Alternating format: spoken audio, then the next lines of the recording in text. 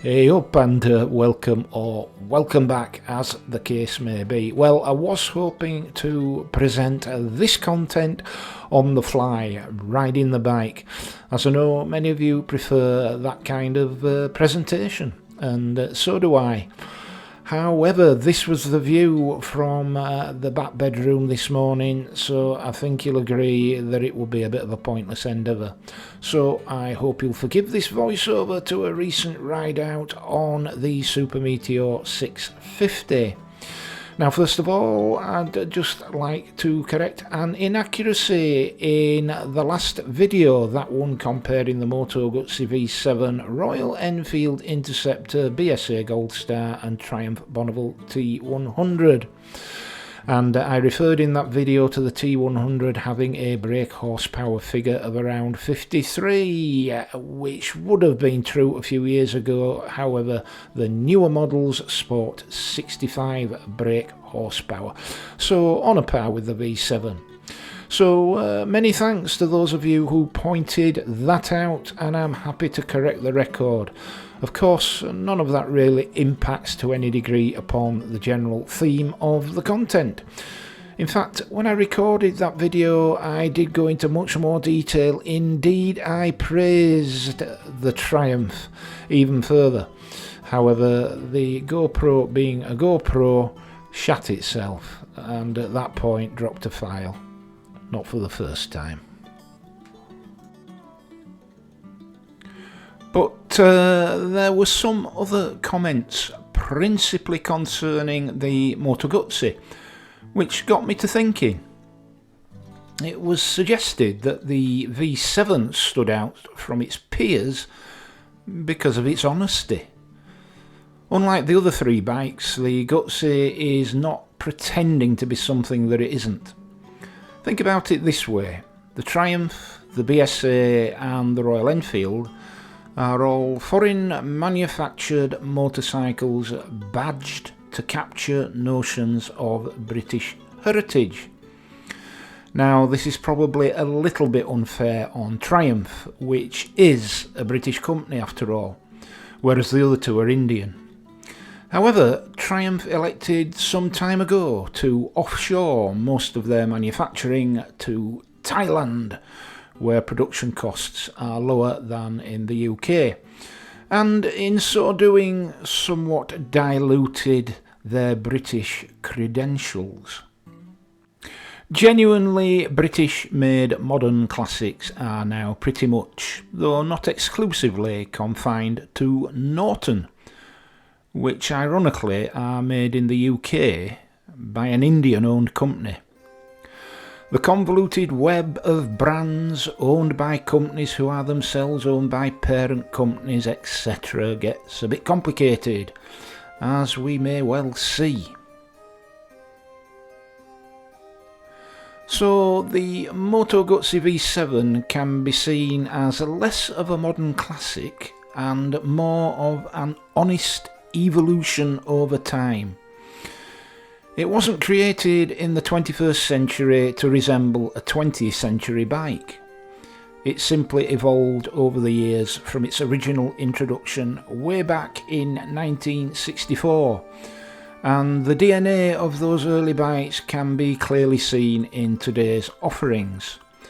So yes, I suppose that the V7 is less a modern classic and more an enduring classic from an Italian company still making its motorcycles in Italy. An honest bike indeed.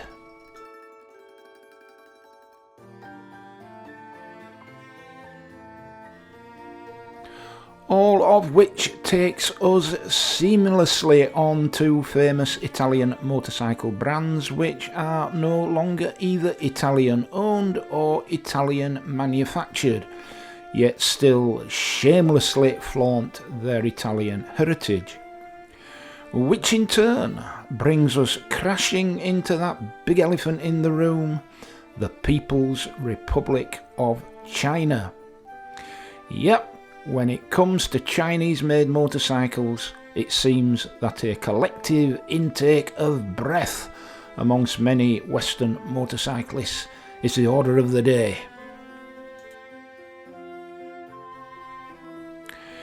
Now, in principle, this response to the prospect of buying and owning a Chinese-made bike can be distilled down into two main areas of concern. Firstly, perceptions around the Chinese state, and secondly, perceptions around build quality, reliability and after-sales care.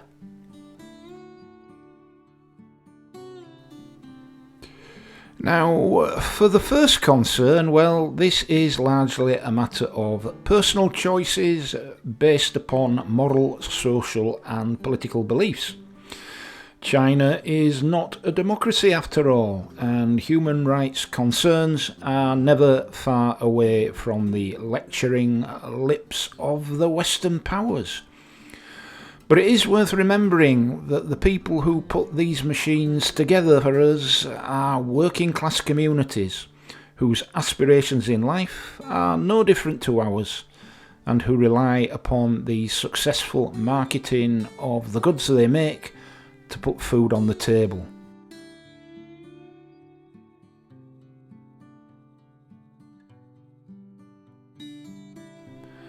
As for the often expressed concerns over build quality and reliability, and of course then by definition the availability of replacement parts, we need to consider a number of factors.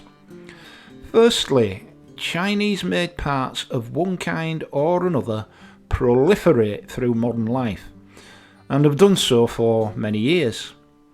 If there were any issues around embedded fragility, unreliability or serious supply chain issues, then we would surely know about it by now, through the repeated failure of everything from hairdryers to nuclear power plants. Such has not generally been the case.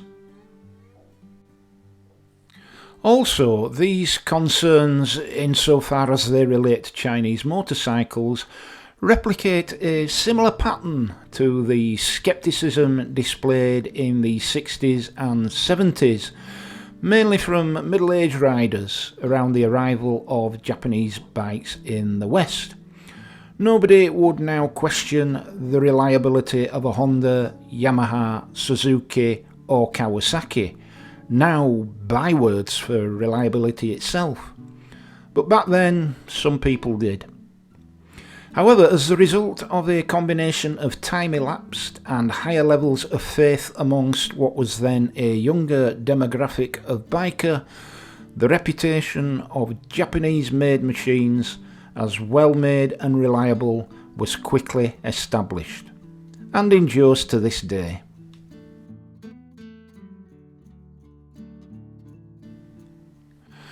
Of course, my dad would not have been seen dead with anything made in Japan, and not unreasonable given that they spent the best part of 5 years shooting at him and bombing him out of his charpoi. At home, we couldn't even have a Hitachi or Panasonic TV. It had to be a Tandberg. Well, they were the best back then, to be fair. But as quirky and parochial as these attitudes seem today, they do go some way to explain the reticence expressed by some at the prospect of buying a big ticket item like a motorcycle from China.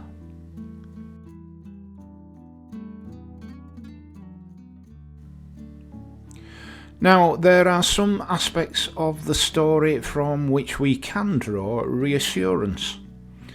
I think that the biggest of these is collaboration.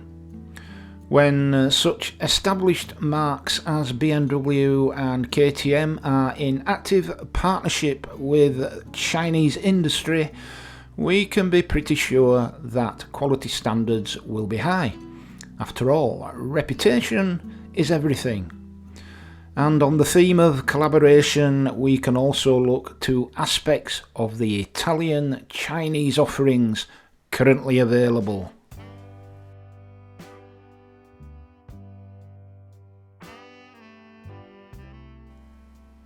Now, taking two such examples, the likes of Benelli and Moto Morini. which are bikes which continue to be designed in Italy but are now manufactured in China by Chinese conglomerates Qianjiang and Zhongzheng or something like that. These Italian marks are well established and have great heritage, so it's not hard to see why they've been adopted for branding purposes. And whereas Japanese bikes can sport their Japanese sounding names without losing any credibility, it's difficult to see how a Qianjiang 850 or a Zhongzheng 1200 would gain any traction in Western markets. Enough said.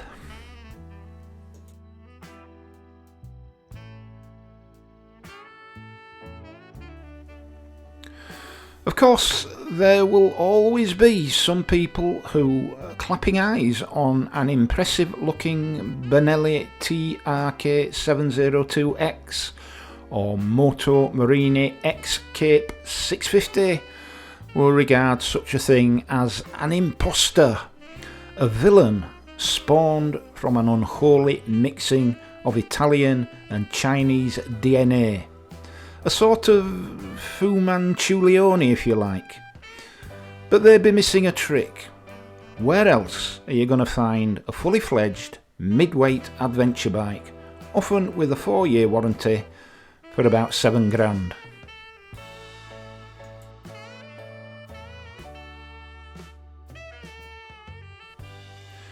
If you think about it, these Chinese companies are doing nothing more and nothing less than the likes of Triumph, Royal Enfield and BSA, using established and respected motorcycle brands to bolster the appeal of budget foreign-made machines.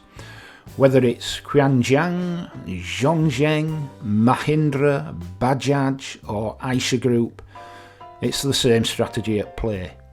And it's a clever one.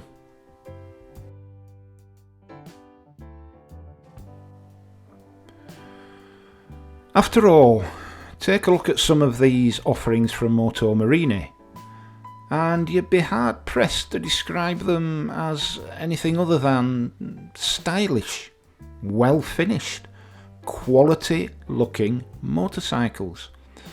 And at a price often several £1,000s or dollars less than their so-called mainstream equivalents. You could even call them egalitarian.